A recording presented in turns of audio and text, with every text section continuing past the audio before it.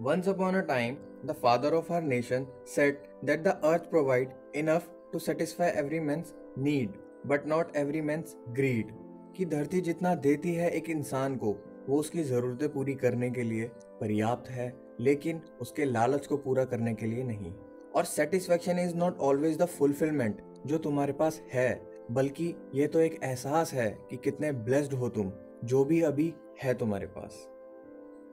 एक इंसान ग्रीडी बहुत वेज में हो सकता है, जिसमें पैसा और पावर ये दो एक ऐसे भ्रम मैं कहूँगा जिसके पीछे इंसान अपनी पूरी जिंदगी लगा रहता है। और ऐसा नहीं है कि मिलता नहीं है, क्योंकि मेहनत का फल कभी व्यर्थ नहीं जाता, पर हम उस मेहनत को कब लालच में बदल लेते हैं हमें खुद को ही पता नहीं चलता।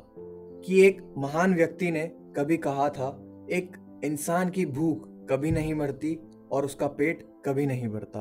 और यहाँ मैं सिर्फ पैसा और पावर की बात नहीं कर रहा, बल्कि हम इंसान ग्रीडी बहुत तरीकों से होते हैं। जैसे किसी भी चीज को लेके ऑब्सेशन होना। एक व्यक्ति को चॉकलेट खाना पसंद है और वो एक पार्टी में गया, उसने चॉकलेट देखी तो उसने सारी चॉकलेट अपने पास रख ली, ये जानते हुए कि और भी लोग हैं वहां जिन्हें चॉकलेट पसंद है, बट वो सब ले लेता है एंड थिंक कि बाद में काम आएगी।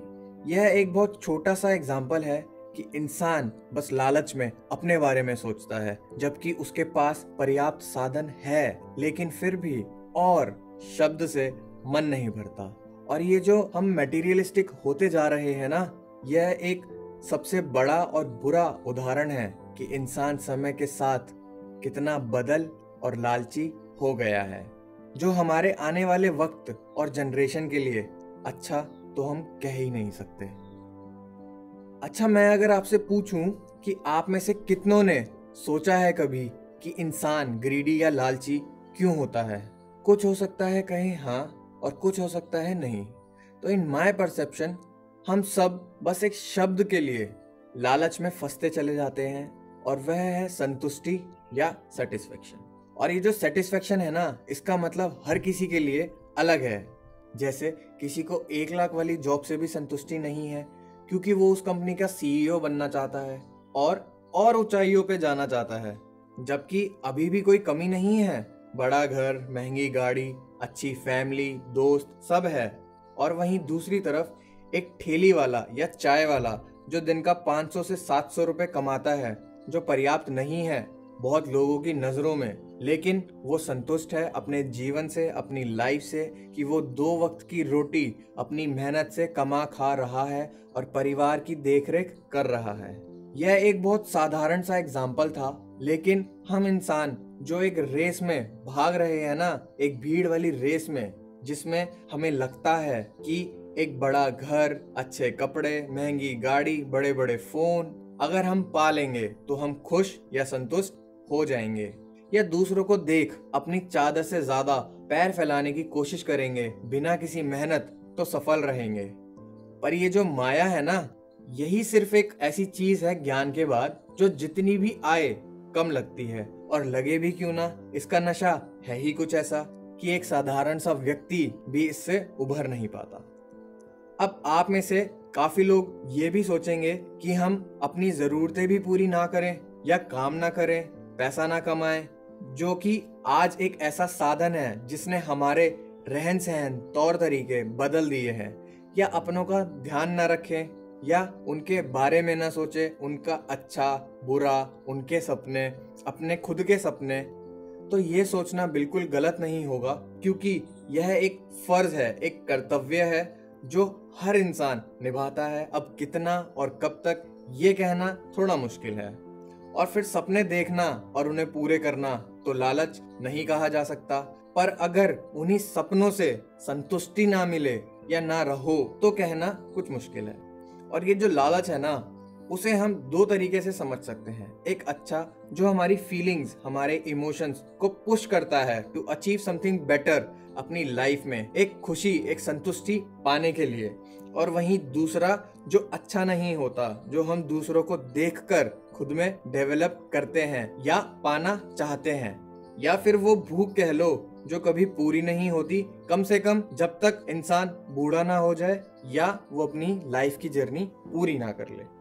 तो अब सवाल ये उठता है कि जो बड़े बड़े बिजनेसमैन, वुमेन, पॉलिटिशियंस, सेलिब्रिटीज या फेमस पर्सनैलिटीज हैं, वो लालची हैं या संतुष्ट हैं? क्योंकि उनके पास क्या कमी है? पैसा, पावर, फेम सब तो है। अब आप इसे क्या कहोगे, लालच या संतुष्टि? अब कोई कहे कि अंबानी जैसे किसी आदमी को अपना पैसा बांट देना चाहिए क्योंकि वो संतुष्ट है, या आगे काम नहीं करना चाहिए बिकॉज उसके पास इतनी दौलत है कि वो अपना पूरा जीवन बैठ के खुद और अपने परिवार को खिला पाल सकता है। तो अब अगर आपसे कोई आपकी लाइफ की मेहनत जो इकट्ठा किया अपनी पूरी जिंदगी या कर रहे हो, उसे दूसरों में बांटने की बात करे तो आपको कैसा लगेगा? या आपसे कहा जाए कि तुमने बहुत कमा लिया, अब दूसरों को मौका दो और अब तुम आराम करो, एंजॉय करो, तो कैसा लगेगा? आई नो ये सुन के डर लगेगा, आपकी ईगो भी हर्ट होगी, क्योंकि अपना नाम कमाना मेहनत से आसान नहीं और उसे बनाए रखना उससे कहीं मुश्किल हो जाता है, जिसे बनाए रखने के लिए हर व्यक्ति लगा रहता है, चाहे फिर वो कोई बहुत बड़ी कंपनी हो या कोई फेमस पर्सनैलिटी। अब हर पॉलिटिकल पार्टी क्यों चाहती है बार बार सत्ता में आना, या क्यों बड़ी बड़ी कंपनीज में कंपटीशन है टू बी नंबर 1? क्योंकि वो अपना नाम, अपनी पावर खोने से डरते हैं। और ये जो डर है ना, ये हमसे कुछ भी करवाता है, इनफैक्ट किसी की जान लेना भी। तो बस यही ईगो कि वो मुझसे आगे कैसे निकल गया या निकल जाएगा अगर मैंने कुछ नहीं किया तो, या मैं इतने वक्त से इस ओहदे पर हूं और अपना नाम खोने के डर से इंसान संतुष्ट नहीं रहता। इनफैक्ट हम इंसान इस कदर इंसानियत खो रहे हैं इस लालच के चक्कर में कि जो हमारा है भी नहीं उस पे भी हम अपना अधिकार समझने लगे हैं, अपनी प्रॉपर्टी समझने लगे हैं और शौक में बदल लिया है। जैसे शिकार करना, किस लिए? ताकि बस उनका नाम पूरे विश्व में पढ़ा जाए, लिखा जाए या जाना जाए। उस जानवर की क्या गलती जिसे पता भी नहीं कि उसकी जान बस एक नाम बनाए रखने के लिए ली गई है, बस इसीलिए अब उसे जीने का हक नहीं। हम इंसान इसे सही कह सकते हैं, हालांकि सरकार ने बैन कर दिया है हंटिंग को, लेकिन फिर भी लोग करते हैं। आजकल हमारे खाने में कितनी वैरायटी अवेलेबल है, जो कि एक अच्छी बात है, पर हम क्या इतने भूखे हैं जो बस एक वैरायटी को बढ़ाने के लिए मासूम जानवरों को मार देते हैं, उन्हें ऐसे ट्रीट करते हैं जैसे उन्हें जीने का हक ही नहीं।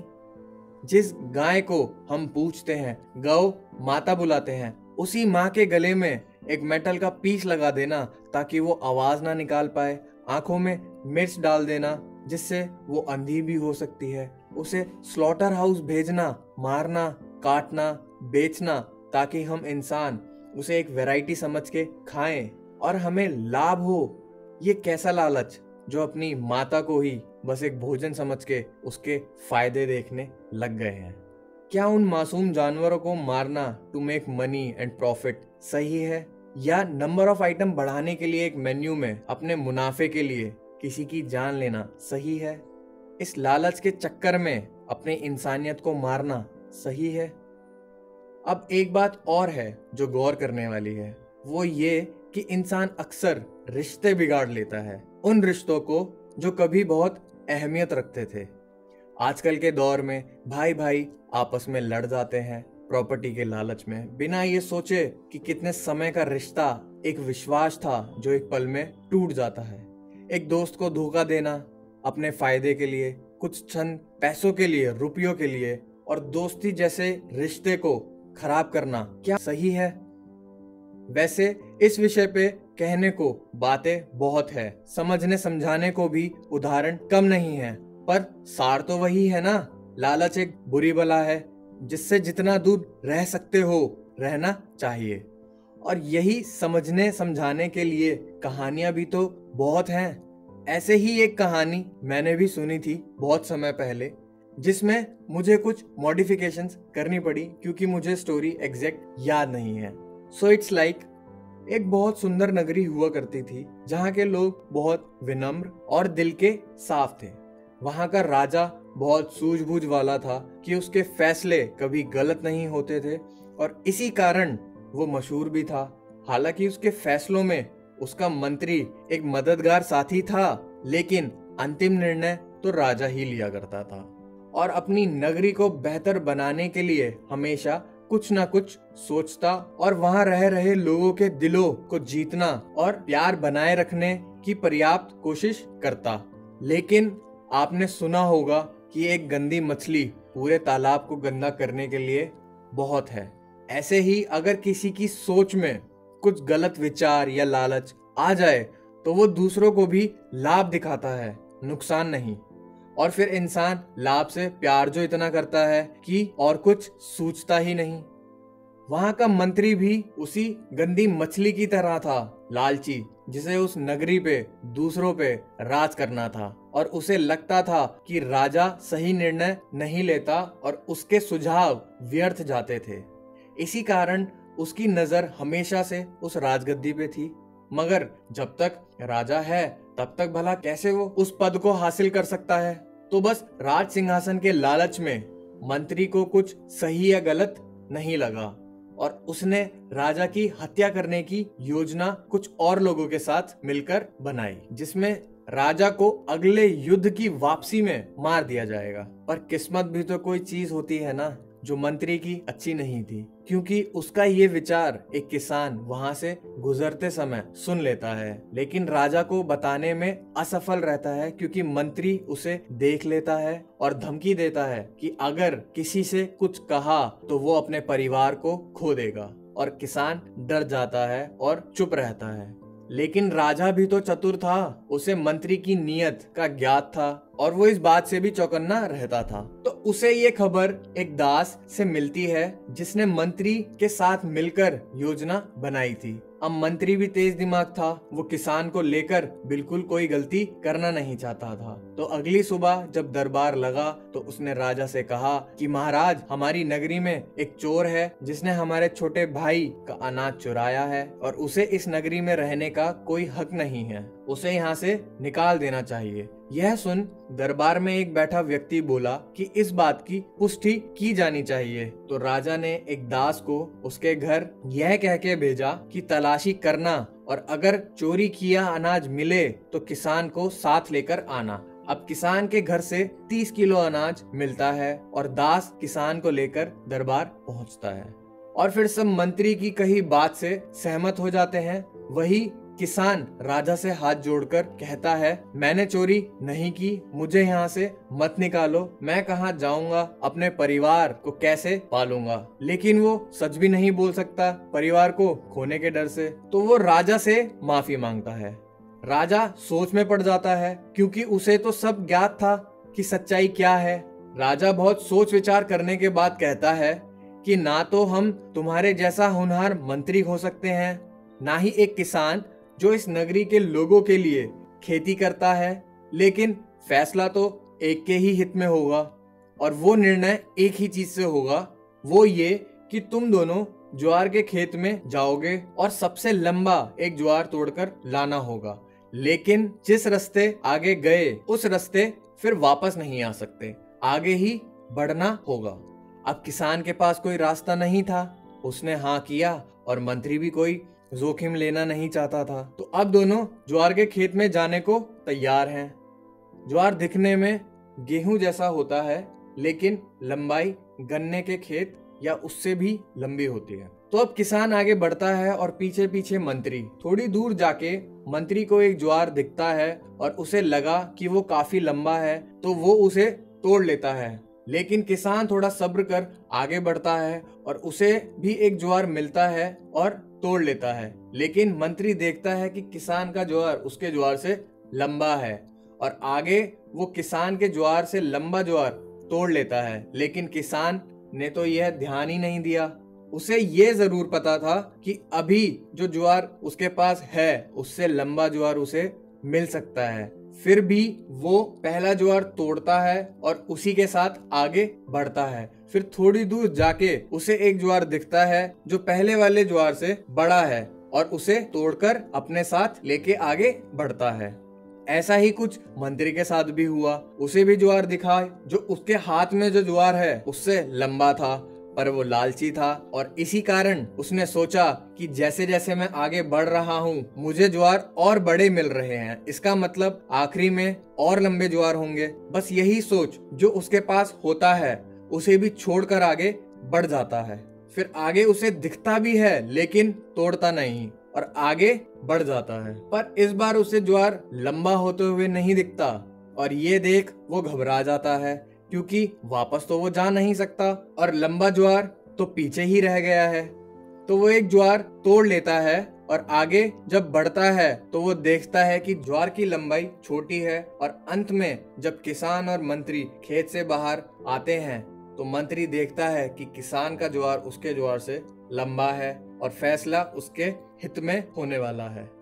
अब दोनों राज दरबार में आते हैं और राजा अपना फैसला सुनाते हुए कहता है कि मुझे पहले से ही ज्ञात था मंत्री की ओर देखते हुए कि तुमने ये सब जान के किया ताकि तुम्हारी सच्चाई किसी के सामने ना आ पाए, पर तुम्हारे ही लालच ने देखो क्या किया तुम्हारे साथ। और ये कहते हुए मंत्री को गांव से निकाल दिया और किसान को माफ किया क्योंकि वो सच्चाई जानता था, बस डर से कुछ कह नहीं पाया।